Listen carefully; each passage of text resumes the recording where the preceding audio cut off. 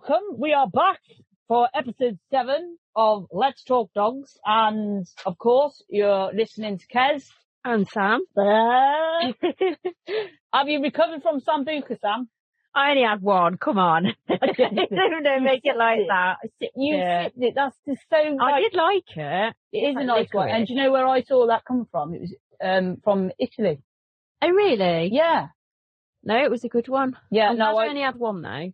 You only had one. We tried to light it. Oh, my God. It's funniest thing. We ended up with a disco in the kitchen because Sam kept turning out the light and it kept going out. So she turned it back on. Yeah. And then it would go out again. So it was on and off and we just drank it because...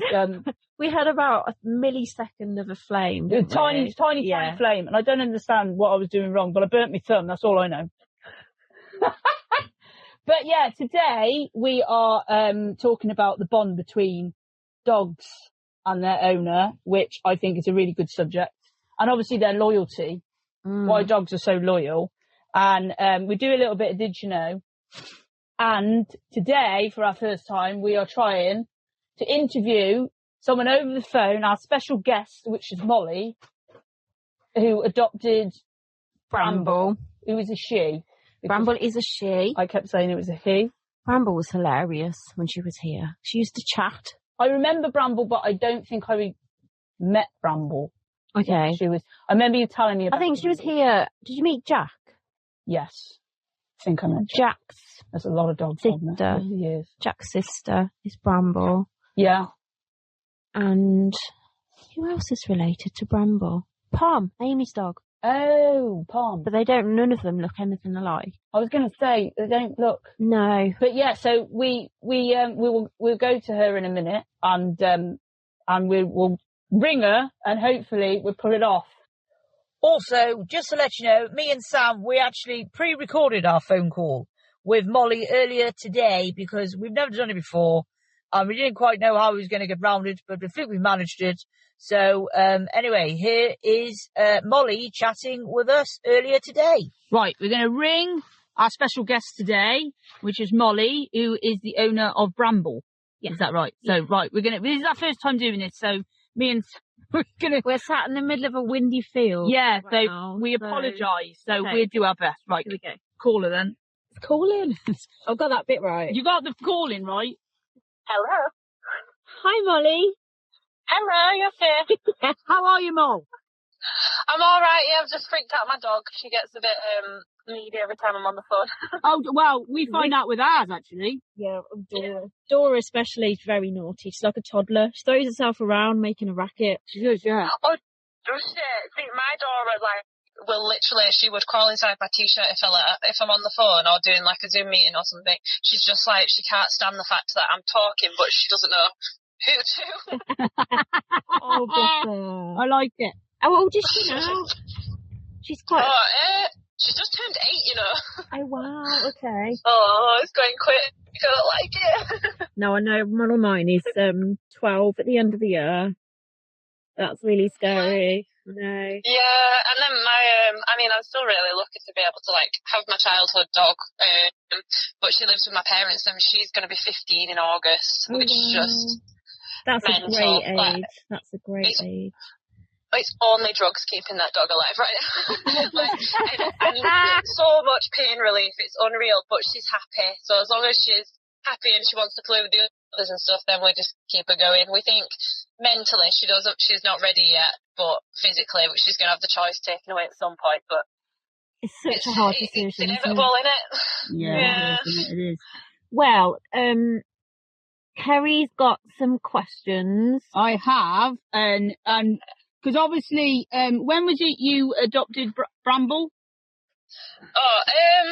Well, technically adopted, I think December 2020. But 2020. We fostered her first. Was it the end of the summer? I think it was something like August that she came as a foster, and then by December, everyone else in my family was like, oh, we love her, and I was looking at her, and I was like, no one else is gonna love you. like you the way do. that these people do. So you can stay. She's very special. She's very special in her own little ways. She's a strange character, isn't she, Bramble? She's weird, yeah. She's definitely. I've never met a dog like Bramble before. Well, that's good. Ever. It's unique then. So obviously, Yeah. my first question is to you, right, is how did you hear about High Hopes? How did it come about? I think it will have been on Facebook, for sure. And I think I will have been actively looking for some, like, dog charities to be able to help. And I didn't really have anything in particular in mind, because I was actively looking after I'd not had the best experience with a previous more local charity. So I still wanted to help dogs, but I just needed it to be somewhere fresh for me. Yeah. Because you fostered before, didn't you, at Harriet? Yeah, we had Haz first, yeah. Harry is definitely the one that got away. Oh, for sure. Bless her. Oh, but she has such a good life, like, it was the best thing for her. But I look back now and I think, oh, Harry is such a good dog. My life would have been so different. And just quick with you, Sam, what was it about Bramble? What was the situation with Bramble when she came to you? Yeah, it was a she. Harry's been calling Bramble a he. I'm awful. I'm awful for it. Oh, everyone does it. Don't worry. I've not actually asked her what she identifies as. So, I don't get the name right. I don't think she cares. No. So Bramble came to us as a pup, and she was skinny, but that was the only sort of issue she had. But the longer she was with us, she started to lose all of her hair. She was very, very itchy. She had like little raised lumps on her, and she went to the vets multiple times, and she had skin scrapes, and she had everything done, and no one could find out anything that was wrong with her. So I ended up treating her sort of myself, and I did lots of research, and all of the stuff we did worked, thankfully. And just recently she had a little sort of she went backwards a little bit, and her skin went back to being bad again, and we spoke to Molly, and she started the treatment again, and hopefully she's all better again now. Have you had any of that again since, Mo? It flares up occasionally. It didn't flare up quite as it did. I think it was around Christmas, wasn't it? Just gone. So it would have been like 4 years, really. Well, more than 4 years since the first time that it happened.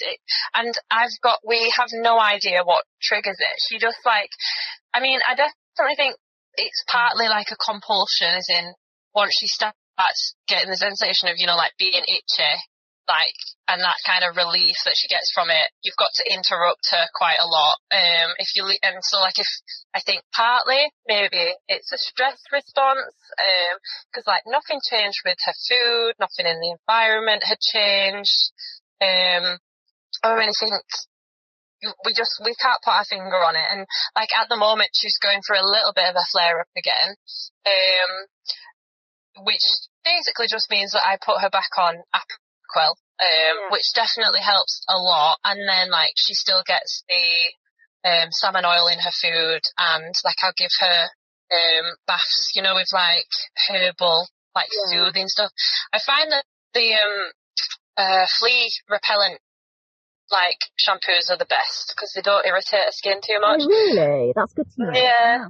We've got to do a shout out for Yora dog food, because that was the food that we put her on that helped her a lot. Yora, and it's made with insects. Get off! It's made with insects, and it's super expensive. What insect? I don't know what insects are in there. But that cockroach. But it really helped her, and when she was really bad when I had her. Oh my God! I didn't know that. Weren't you? You was cooking her like fresh food as well. She was getting like roast dinners. Yeah, she was. Daily. She was, because I didn't want to give her any dog food because I didn't know what was in it. So she was having the Yora because we knew what ingredients were in there, and I wanted to just make everything else like fresh and healthy, and it worked. I want to know what insect was in there. That's what I'm going to find that out. My guess is mealworms, but I don't know. That's just a guess. Anyway, we're not going there. Has anyone eaten listening to this? I do apologise. My next question to you, Molly, would be, what was it about Bramble that chose you to adopt her? It's not a very flattering response. It was how ugly she looked on the photo that Sam sent me. 100%. I just looked at that and I thought that's a gargoyle. She needs help. We need more people like you. It's an ugly dog. I set out when I very first approached like High Hopes Rescue to say like I really want to be involved in fostering. I've got a lot of experience with like the medical side, so because we've previously adopted a dog from a different rescue who came from Spain, and she'd had a broken leg, and so she needed like. But to be fair, we've had her for like 8 or 9 years now, and she's never actually needed anything extra. But my point is that we were prepared to do the vet appointments, do the physios, and all the extra bits of care. So I think when I approached High Hopes, I said, "Give me your like weirdest physical ailment." Harriet did have an ailment as well. She'd had a dislocation or something of her shoulder. Was that right? Yeah, I think, was it her hip? Because I remember it was similar to what our other dog Lydia had, and she was rescued with it, and then didn't the vets basically say in the end it wasn't worth? No, because it had already like set in the new position and it wasn't bothering her. Yeah. As far as I know, it doesn't either, and it never has. She's such a beautiful dog. I do see photos of her on the group sometimes. I need to see a photo of her again because I can't picture the dog in my head. I remember the name. She looks like a miniature golden retriever, basically. Except she seems to get hairier every year. This is Harriet, not Bramble. I was going to say, he's getting hairier now. He was losing it, now he's getting hairier. It's like Bigfoot. Remember that movie, Bigfoot? Yeah. You ain't got Bigfoot there, have you? No, she's only little. She's only small. Which actually would bring me round, Molly, to the next question, which is, what do you love about Bramble and why? I love how quirky Bramble is. So this is a bit weird to say, but I love the fact that Bramble has so much baggage because it has taught me and so many other people so much about dog behaviour and particularly consent. So obviously I took Bramble on knowing that physically there was a few things going on, that she needed a bit of extra sort of attention and maybe a bit of extra cost and stuff going towards. And I did not realise until she arrived how mentally, like, she just struggles. Like, I think you guys have spoke before about some of the dogs that you've got in the kennels at the moment who are just so easily overwhelmed by things. Yeah, definitely. That's Bramble, like, to a T. Her cup is like egg cup size tolerance of life. I love that scenario, egg cup size. It's the only thing that I can because there's not a bad bone in her body, and as far as any of us know, she's never had a traumatic experience, so it's not that there's a trauma response. She's just wired up to be really sensitive and to have a very low tolerance for stuff. And I love this about her because it has made me a better dog owner, and also has like inspired me to do what I do now, which is like dog walking, and I do bits of training, and I specialise with nervous dogs, which I never would have had the confidence to do had I not had Bramble like thrown on my lap and learnt the hard way. I think that's absolutely fantastic. A brilliant answer there, because obviously by having Bramble, it's inspired you to do this, and it's taught you so much, which I've actually found with my rescue dogs as well. Which brought me round to the fourth question, which is, what is her funny quirks and which one is the most favourite? She has hundreds. She got hundreds, so you might find that hard to pick out. Yeah, right. The one that comes to mind immediately, because I think I spoke to Sam about this at Christmas, is that Bramble sees ghosts. What? Hold the front page. Things to her. Wind back up a minute. Hang on a minute. You've got a whole movie going on here, on newspapers and everything at your door. She says ghosts. And we must be haunted in our house. So the behaviour is, she's never been superfood motivated. And when she eats her like meal, particularly like on a night time, it's not uncommon for her to like not rush to the bowl and not down it all in one. However, up until quite recently, really, she would go through phases every few weeks of you'd put her like food bowl down in the same place as normal, nothing's changed, and she would just look upwards or to a corner of the room or like towards the light as though she's watching something. And sometimes that thing would tell her that she's not allowed to eat her tea, and so she just wouldn't. And my partner and I, we literally cannot work out what that is. We've thought of everything. We have no idea. So that's one thing. But recently, you'll be glad to hear the ghost has left Bramble alone, and she has been able to eat her meals in peace. That is so weird. I am being funny, but did you find out what the ghost was called? No, but he's welcome here because he never causes any bother. No bother. I like that. No bother. That is, yeah. I was just about to ask, did you get the priest in? But obviously, you've got rid of it without the priest. So well done to you. What the? This conversation's gone a strange. Yeah. I didn't expect that when I was going to ask this question, and there was a ghost saying you can't eat it. You can't eat. I don't know what to say. I've lost words.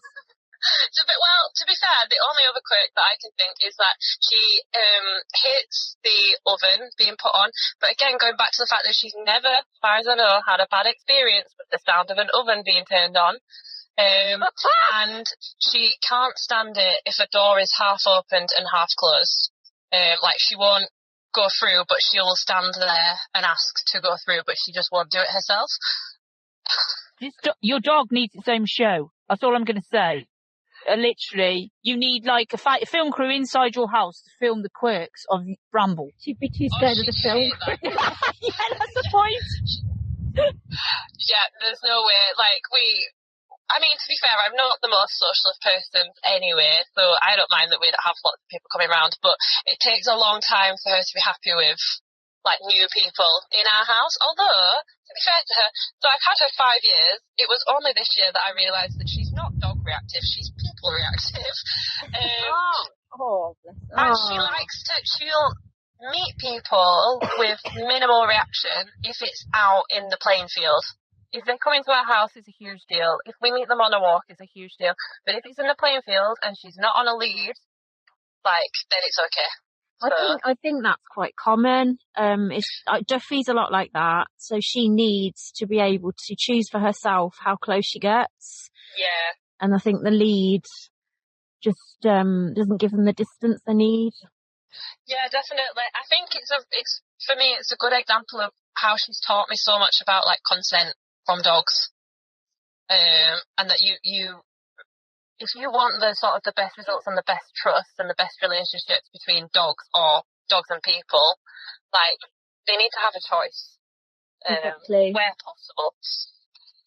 I think that's a cracking answer, which obviously brings me round to the question 5. We've got to question 5. How has Bramble settled in and impacted your life? And I know you touched on that a bit earlier, but just to summarise, how has she impacted your life? So the reason I struggle with that is just because in my life there's been a lot of changes that have happened since Bramble arrived. So we've gone through a lot of changes together. I've not been able to do any relaxing social walks with both of my dogs for 5 years. That's a bit yeah. I'm on your boat. I've got the similar situation with mine.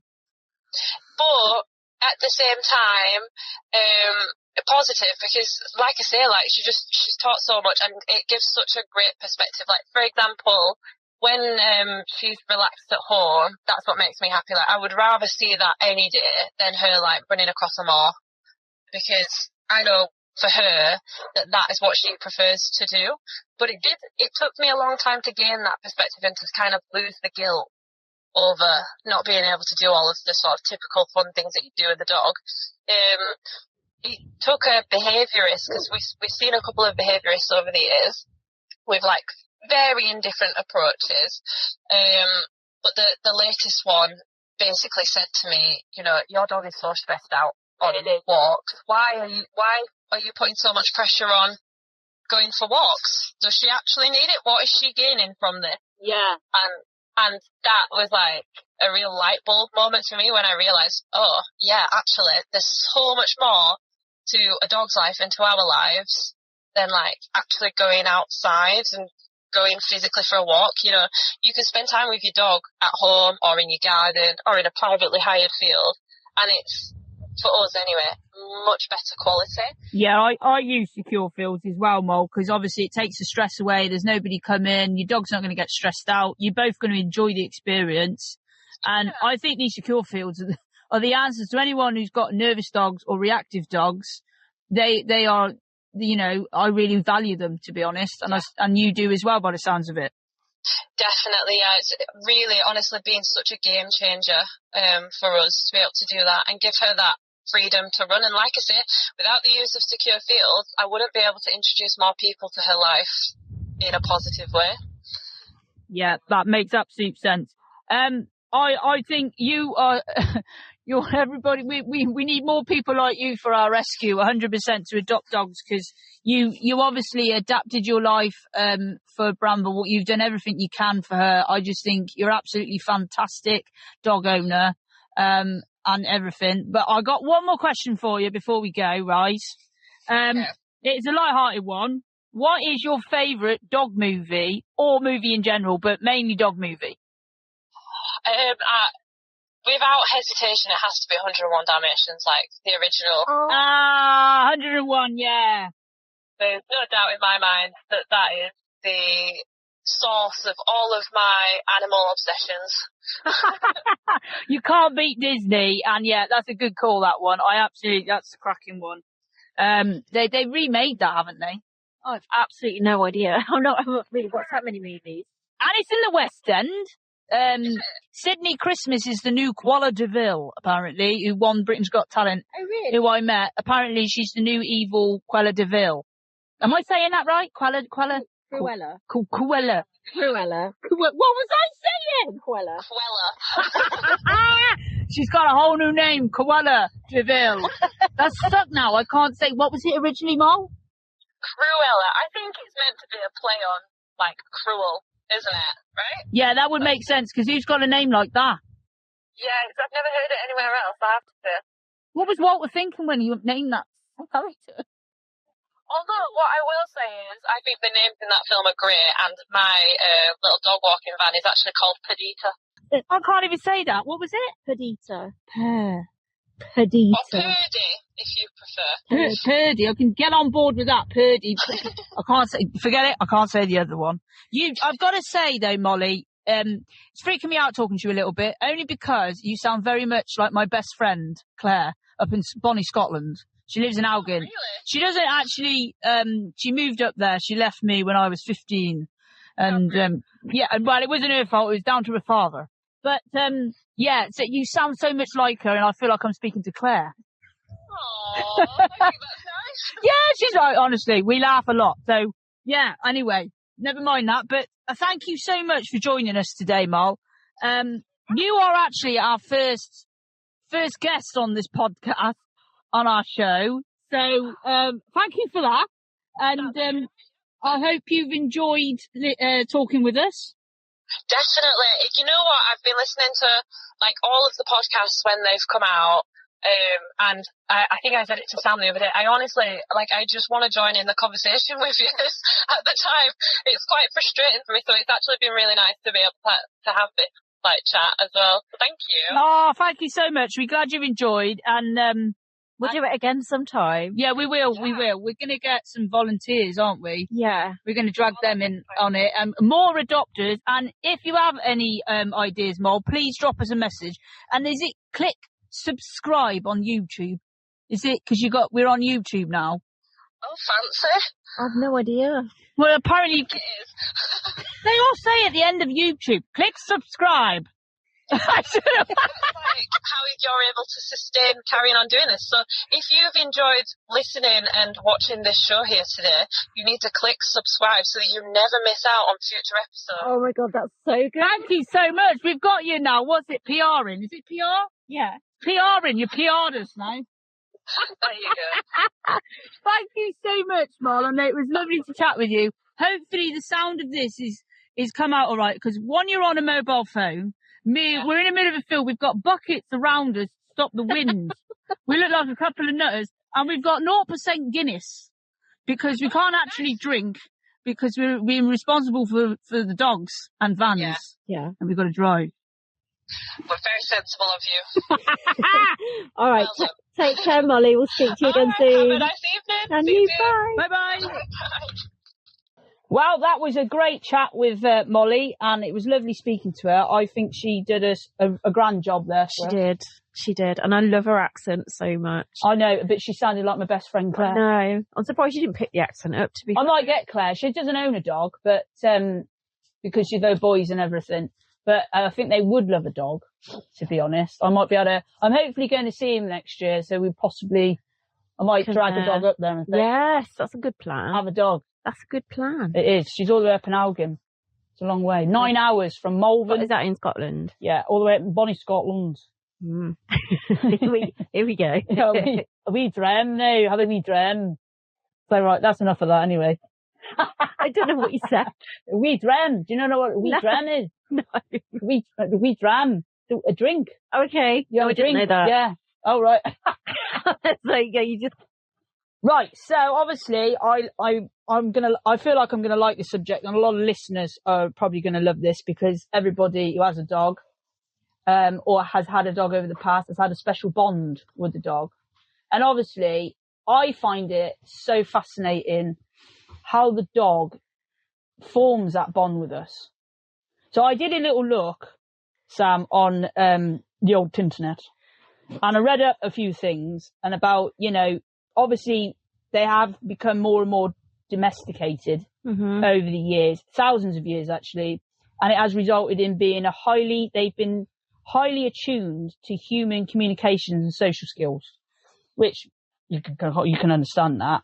And obviously it says here about the unique bond between canine and human, which is realised at an early stage of development, like an infant and mother, the bond between them, which grows stronger and faster than any other human relationship between a dog and a human when they're a puppy. Which are kind of like, it is very quick though, isn't it? It is very quick, but you can't, it's also achievable when they're an adult. Yeah, it is. Oh, definitely. And of all the dogs I've worked with over the years, there has been some that I've formed a really strong bond over others, and I don't know why. There's been. What is that? There's No, I mean, I when you have to let them go, it's obviously if you've had them for a length of time, it's really, really hard. And some of them I can let go, and some of them, Gina was the one. Gina upset me so much. I had her 2 years and had to let her go. And if I can prepare myself and have a couple of weeks leading up to it, I'm okay. But this lady took her a week earlier than she was supposed to go, and I don't think I was ready. Yeah. And you honestly got yourself emotionally. Yeah, I don't believe in crying in front of adopters when they're taking their dogs. I think that's quite upsetting. I don't know. It's just me. I think it's just me. I don't know, Sam. I've got nothing, you're just being human there. I've got nothing against anyone else doing it, but for me, I want to be professional, and I don't do crying anyway, very often. No. I don't want that for them. I want their experience of them taking their dog home to be positive.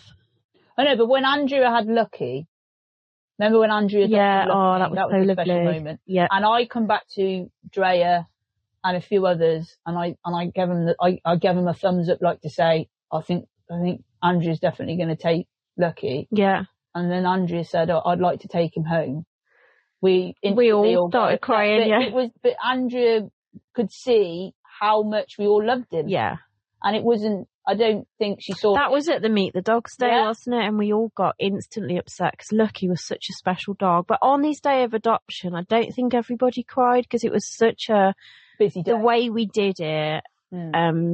So we did, everybody, all of his friends came, human and canine. Yeah. And he ran past them all. I was playing. But that, Sky Full of Stars. Yeah, but that was just Lucky. And I think Luna Chow would probably enjoy the same send off. if she ever goes There home. is a few here that are locked that will have that reception. It's Yeah, gotta but be some of them obviously won't like it. George wouldn't like that, but there's some of them. I mean, Luna Chow, she's got so much personality and so much, like, she loves everybody, and I think everybody would love to see. I wanted to go like Luna. I want Luna Chow to go to someone I know. So if you're listening and you've got space for a dog, come and see me. Luna Chow, she's so special. I want Luna just to live just down the road from me. I'm going to go knocking on the doors down my road. Do you want a dog? She tried Costa last week. Yeah, right. The manager of Costa. They're all like going, oh, yeah, do you want to adopt a dog? But the bond, I just find it, and so of course that led me on to loyalties of dogs, and obviously the loyalty stems from social, the natural pack animal thing from wolves, really, isn't it? Yeah. And it kind of like, and I found it really interesting. I watched a program once about the wild dog. The wild dogs. They're at Westminster. Oh Priory, yeah. And when the leader sleeps, everybody out, all the other packs sleep. And I find when I come home from work, and I thought, I just haven't got the energy to walk straight away, I literally go and lie down, and so do Rusty and Boss. And even though Guinness is in another room, we all go to sleep. When I wake up, they wake up, and that's like the pack. And it's a bond that you have, a connection that it is really unexplained. Would you say? I'd say it's unexplained. I don't understand it. It's very special. The loyalty is, I guess, something that's quite important to me as a person. So I think that's maybe why I have such a strong connection with them. Like, loyalty's important to me. But you've got a special bond with Dora. There's just something about her, and I think when you've put the work in, when she came, she was untouchable, and rightly or wrongly, we always start a nervous dog in a crate because we believe that if you put them in that safe space and no harm's gonna come to them and everything's positive, then when they're ready to come out and see us, they just need that time to just go, oh, everything's changed. I've moved from Romania. I mean, obviously they're not thinking this. Moved from Romania, I'm now here and everything's different. I think they just need time to just relax.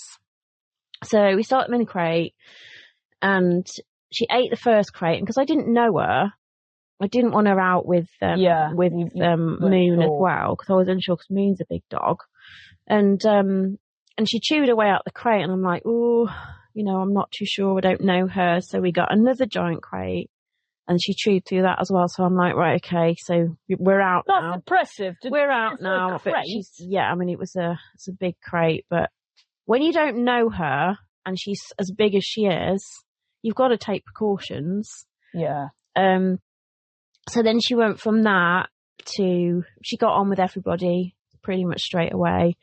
And then she'd go in the garden, and then we went through the whole going to the front door, like having the lead on first, and then standing at the front door, and then we stood at the front door for weeks, and eventually she stepped out. So we've gone from not being able to touch her really to all of that and how she is today. And I think when you've done that with a dog, and you've done the same with Boss, you've gone from having to start that bond from a dog that's absolutely terrified and almost, and you've got to make them feel safe. Yeah. And then you're on that journey together then of learning to trust each other. Yeah. Because a lot of it is, they've got to trust you, and they've got to know that you're going to look after them. Yeah. And I think it might be the reason, like, Dora was funny about who she walks with and how she walks and how far she walks. Yeah. Like, she's got a real thing about one of our volunteers, Charlotte, and she'll walk a good hour with Charlotte. Oh, that's good. But with Amy, no, won't go anywhere. We go jogging now, me and Dora. But she started going out with you. She will go with me, but she's quite lazy and I'm quite soft on her. So she does need to lose weight, but we're not going to We started jogging. We're like, first school. Oh, I missed you today. You missed me running down the hill. But when I saw you last week, I thought you'd lost her. I was like, up along though, because I got a funny hip. I couldn't see Dora. You were just running down the road. I was like, oh my God, what's happened? And I wouldn't worry about how Dora looks. It's how I look. I've got a wonk at the moment. I've got a funny hip. So I'm walking. On the wonk. I'm on a wonk when I run. I'm on a wonk. So, but you do form these. I mean, I've had them over the years, and people say there's that one particular dog through your lifetime that you have that special connection with. And for me, it probably is Milo, purely because I was already just me and Milo helped me through getting out of a relationship that I was totally in love with this person, but I knew I couldn't be with him. He wasn't right for me. And he gave me the strength to get out of that relationship. And then it was just me and him. I mean, I locked myself away when I finished with my chap at the time. I locked me away in the room, and my mum never let us have dogs upstairs. But when I come home, I had to go back. I said, Milo's got to be with me up in the bedroom, Mum, please. And she said, well, whatever helps you. So I locked myself away with a couple of beers, and all I was playing from my room was Looney Tunes. And I just cuddled up with Milo on the bed with and that's horror, folk. And then, and I think my mum said after a while, she come in through the door, she said, do you think it's about time you turn the cartoons off? I went, leave me alone. How long did that go on? I don't know, but it felt like a long time. But Milo was with me but the whole time of doing that. So he was just there. He was just there. It's that being there without actually saying a word. Yeah. And sometimes the silent, just what you need. Yeah. Yeah. And my dad, I was asking, my dad had a Labrador, a golden retriever lab, when he was in his 20s, and his name was Rex, and they formed, he didn't have him on lead because he had him from a pup, blah, blah, blah. And my dad went and joined the army. Well, anyway, my dad used to walk to the corner shop in the morning to go and get a paper and some milk, and Rex used to always go with him. He used to go on a Wednesday, mainly on a Wednesday, to go and get the milk and paper. My dad went in the army, and of course Rex didn't know where he was. He didn't understand where Dad had gone. Heartbroken. And no word of a lie, he'd walk on a Wednesday to the corner shop and sit outside waiting for him because he thought he was at the corner shop. And the bloke in the local corner shop would ring my nan and say, you better come and get Rex. He's been waiting for Rich here for 2 to 3 hours. Oh, it's really sad, isn't it? Yeah, because he didn't understand. Was he still alive when he came back? Yeah, my dad, he'd come back, but then he met my mum. And in 6 months they were married. Oh gosh, that's quick, proposed over a bag of chips. So romantic. Well, I know, so British of a bloke, isn't it? Yeah, and he lived to a good age, Rex, but he broke everyone's heart when he passed, like a lot of dogs, because you formed. But that's a special bond. And then obviously I was looking at special bonds on famous dogs around the world, and one is all the way up in Bonnie, Scotland. Have you heard of this dog? No. It's a famous dog, and there's movies out on him. There's a black and white version, which I highly recommend. More so than the modern version. Because I think might have heard of him then. Greyfriars Bobby. Oh no. He was a Skye Terrier. And this was amazing, this dog, because he had a master. He was a police officer. He was like a guard and stuff. And he used to walk the cobbled streets of Edinburgh. Oh God. For years and stuff with him, but unfortunately he became poorly, his master, and he passed away, and he was buried, and he was found guarding his grave. He would guard his grave, and it got well known to the members of people around, and they used to come to see Bobby sitting by his grave, and he sat by his grave for 14 years. Oh God. Yeah, for 14 years. And he died, sadly, in 1872. So it was, for 14 years after, he went to that graveside. In all the weathers, he would lie out in his grave. But obviously there was a bloke who used to guard the graveyard, and he used to look after him. And then there was someone at a coffee house where his master used to eat, and he used to go between the two. But I recommend to watch the film, because I don't want to tell the whole tale of the story, really. What's the film called? Greyfriars Bobby. And there's a statue. Greyfriars Bobby. No. Greyfriars Bobby. What am I saying about it? Have a look up there. Oh, I can't my glasses. Can you see that? I cannot see. Greyfriars Bobby. Where are we looking? There. It's one word. Yeah. Greyfriars Bobby. Yeah. Because his owner was called John Gray. And it's a lovely film. Is it like an old, if it's an old white? film, but they've done a current one as well. Not very modern, not totally modern, but there's a statue of him, and if you visit it, because I do want to go and visit it, and you can rub his nose for good luck. because they put a Oh, we statue need up. to go there. And his actual statue is not far from where John Grave was. is. But his Bobby was actually buried only a few feet away from John's grave. And this is the amazing thing. So he was buried in the human graveyard. Really? Because he was so highly valued by the city. Wow. Yeah. So I want to go up there We'll and have to take see. Ernie up to Scotland. Oh, imagine us on a road trip. Yeah. We do a podcast on the road. Yeah. Hey! That'd be good Who would fun. we take with us? Half the dogs. Okay. We'd have to have a trailer. With a dog bus. I don't think Ernie would manage a trailer. You don't know, he's quite powerful. Oh, no, he probably wouldn't. Probably, imagine that breaking down with a Yeah. pile of dogs. I think we're nicking them. So, Ernie is a Oh, yeah. camper van. No, that's who Ernie is. We go away with Ernie. We sound like we're in a triangle. But never mind, move on. But Ernie is a camper he's van. vintage camper It's van. a vintage camper van. It's not a man. Oh dear. Oh dear, oh dear. Right. Red Dog is another famous one, and he's from Australia. I think I've heard of this one, but I couldn't tell you the story. An Australian cattle dog he was. So basically, he was known as a roamer, and he never really had a master. And I do believe this as well, Sam. Sometimes the dogs chooses their owner. Yeah. Not always the owner chooses the dog. Yeah, I agree do with that. believe in that. There's probably people who listen and go, yeah, they've been chosen by their dog. Do you know what I mean? Yeah, definitely. And so Red Dog come across a man called John, and he chose him as his master, and he took him on and everything. But tragically, John was killed in a motorcycle accident. Mm. And obviously everyone dealt with the bereavement, and Red Dog was known in the town as well as John. But everyone kind of forgot about Red Dog. And then they suddenly thought, where's Red Dog? And he went off wandering. And the tale is that he went wandering for years looking for John around the western of Australia, and eventually come back to the town. And he just got famous because he's been seen, and lots of people got to know him. And there is a statue of him, the loyalty of his master John, and everything. But that's a film as well. I say that about Dora. If she ever did go home, and I don't know how it would happen because she won't get in a car or a van. I mean, it is a work in progress, but I think if whichever went, I think she'd find her way back. I reckon so. I just think it's amazing how that dog was just constantly looking. It's quite sad as well. It is sad because then it's a lonely life for them. They're just wondering, looking, where's John? Where's John? I mean, I watched the film, and I got all the way through, and I thought I'd done well here because I haven't cried yet. Yeah. And my mum, I watched it with my mum, and I went in and I said to Mum, "Do you want a cup of tea?" She went, "Yeah, go on." And then my mum went in the living room. Oh, that was a sad ending. And then I just burst into tears. It was really affected me.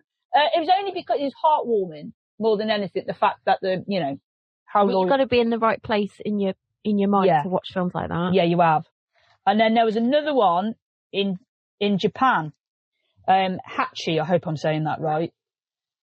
He was a loyal dog that his master used to catch the train and used to go to the train station, watch him leave, and then go back to the train station and wait for him to come back. And he went off to work one day and he never come back. Unfortunately, he died at work. He had, I believe it was a heart attack.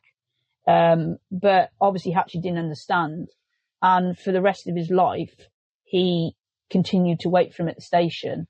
And he got known at the station for him, and they understood he was waiting for his master, and people started looking after him. But there was some people, unfortunately, that was not very nice to him, not kind to him, because they thought he was a nuisance and stuff like that. But he literally, for 9 years until his death in 1935, and he continued, obviously. And there's also a bronze sculpture of him outside the station in Tokyo of him. Well, we were talking about a statue. Is there another statue in Japan? I don't know. There probably is. What were we talking about last week? Well, no, I was on about George, but that was New Zealand. That was it, yeah. I was about George the Jack Russell. Yeah. I mean, there's if you look at it, it's lovely to see that these statues are put up in place because of the loyalty of dogs to their owner. That's something, isn't it? It's incredible. It is incredible. You wouldn't have that for your boyfriend, the loyalty of your boyfriend, have a statue erected of him, would you? Some dogs don't have that though, do they? Like George, I wouldn't say George is particularly loyal to anybody. But he has found his master yet. That's the same that Red Dog. What it is. Red Dog kept wandering. No. He used to bark. He'd sit in the middle of the street, apparently, and people knew of Red Dog, and they'd stop, and he'd just hop in the car. And then when he goes so far, he'd bark when he wanted to get out. He just fancied a little road trip. He just had, he hitchhiked. So, yeah, I just think that's, the loyalties and bonds with dogs is just, you know what I mean? But, I mean, I feel like I've got a connection with Boss, Rusty and Guinness. I've got strong bonds, all for different reasons. Yeah. But I'm very concerned about Boss because obviously he's gained the trust with me to a point where if I do go out of his way, you know, I leave him at my mum's or something in an unfamiliar, he gets in a terrible state. Cope. He can't cope. It's like, where's Perry? You're his kind of safety and security. Even now I'm with you, he'd be sitting at that back gate. Waiting for me to come home. Monty's exactly the same. And my friend Amy, my closest friends, my best mate Amy, she's got Ralphie, and he's terrible. She stood in a queue once. You could see her, but he got in a terrible state. Tried to go and stand on a queue with her. To touch her. Terrible, yeah. Yeah, I mean, that's not particularly it's healthy. Not healthy for your dog to be that attached, but sometimes they just are, aren't they? And you've got to take them for who they are, what they are. Exactly. But what we do is, obviously we're going to be not talking about any of our rescue dogs because obviously we're doing a special interview on our podcast today. So hopefully that's all sounds all right. Very posh. It was very posh. Podcast. What podcast? What's in this drink, sir?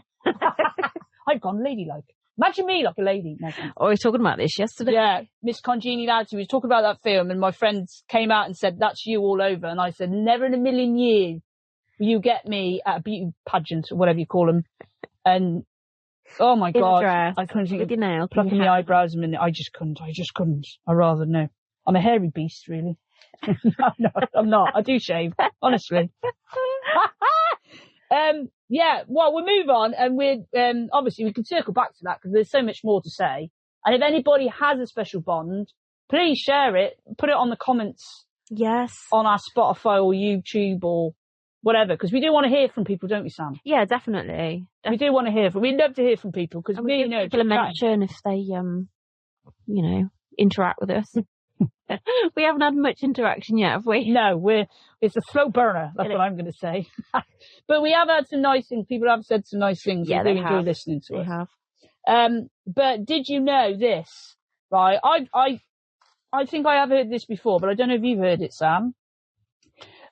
Dogs can hear our heartbeat. Have you heard that? Or, like when they're lying. God, a bit funny. You all right? Like all the time, or just when they're like lying on us, or no? Apparently, dogs can hear our heartbeat across the room. Apparently, wow! I know, isn't that? It's true. They can hear our heartbeats even from a distance. I mean, it didn't really state, but they're saying from the other side of the room. And they say this, scientists or whatever, has been proven that dogs have a much more sensitive sense of hearing than humans. They can hear a lower frequency, so can pick up on the sound of a human heartbeat. Wow. Yeah. So they can pick up on they do, I know they can smell it and they can have a sense of smell and stuff like that. But if they really can detect our heartbeat, our heart rate and stuff. Can you imagine how stressful it would be though if you were in a room full of people and you're a dog and you could hear all of those heartbeats? It's like Superman, isn't it? Yeah. Drown that out, please. Maybe that's why they get stressed. Oh, Molly had a did you know? And I forgot to ask her about it. It was something to do with you can tell how exhausted a dog is by the shape of their tongue. I think that was it. Oh, you mean the shape of their tongue? Oh, I think that was it. Oh, you're going to have to include that in next week. Yeah, definitely. Next week? What's hang on? We've got a week ago. No, our next podcast, yeah. But it did lead me on to this though. Also, a donkey can hear your heartbeat from 4 feet away. A donkey? A donkey, yeah. Research has shown that a donkey's heart rhythm can synchronize with the influence a human when they interact with them. So if you're interacting with a donkey, it can synchronize and influence our own rhythm of our heartbeat, apparently so. Oh, wow. And they can help to ease stress, calm the mood, and lower blood pressure. Wow. Did you know that about a donkey? I didn't know We that. need some donkeys. Yeah, we need some donkeys. I love donkeys. I love donkeys. I've never had really much to do with them apart from when we were in Portugal, and it's so awful because they like tie them up with one of their back feet. Don't even go there. I just want to go and let them all out. And You do. I mean, I keep seeing it on the TV and stuff. I mean, I donate to a lot of charities, and donkeys is one of them. my mum really likes Donkey donkeys. charity. So, but yeah, so it's a very brief one, but I've got more for next week. I keep saying next week. What's Well, going it might on? be Sam? next week. We don't know. It might be next Might week. be next week. It might be next week. Whenever we've got a free day. But I've just got a question for you, Sam, and myself, really. I will share.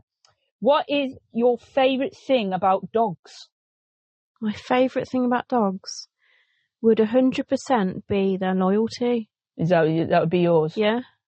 I would say that as well. But what I do love about dogs is the way they wag. Like, when the whole body wags. Now, that's a carrier that for me, it makes me feel so much better. When I see that, I'm happy. It makes me happy. When they're so overjoyed to see it, even strangers' dogs that you don't really know. They're wagging their whole body for you. Yeah. It's one of my favourite things about It is dogs. lovely. It is the best I feeling. went more deep on that, but yeah, I love that too. Yeah, the whole body wags, not just the tail, the whole But Cariad, she goes, and because her tail's so blooming long, it takes her so long to do a whole wiggle.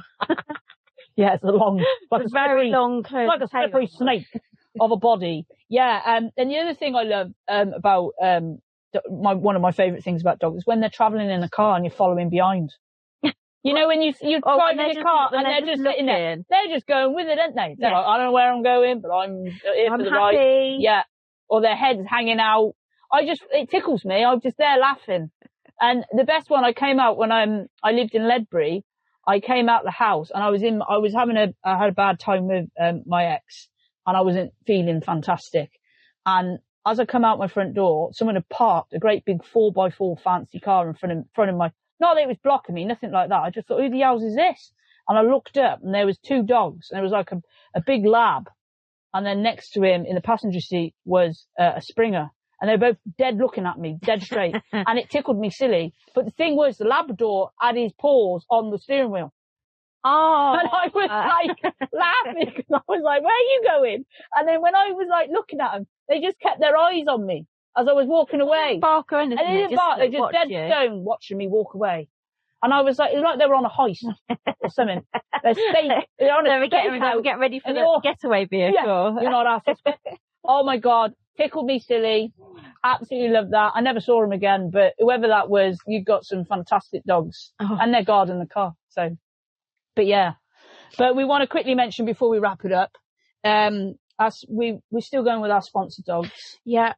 Is there one particular one? Are they all sponsored now? I think they've all got at least one sponsor. I know Digby's got the most amount of money coming in. Right. He's got £60 a month so far coming in. And his kennel bill it's £120 a week. I'm not very good with math, especially not this time of day. But yeah. So we do need more, and I think I don't think Dottie and Lady have got that many. The way Dottie is, how on earth she's not got more sponsors, I just don't know. She's a little gorgeous. madam. Absolutely she's gorgeous. absolutely gorgeous, but she's a little madam. I love her. I think she's lovely. Madam. But she's still in rehab. She is. I can touch her toes. Can you? I can touch the fur on her toes. That's as far as we got. Yeah. And she's learning to take treats off your hand. Right. But if she's in the room and you try and give her a treat and one of the other dogs comes up, she'll have them. Is she? She's mean. She is feisty, but then she's a little. Yeah, she's a little dog.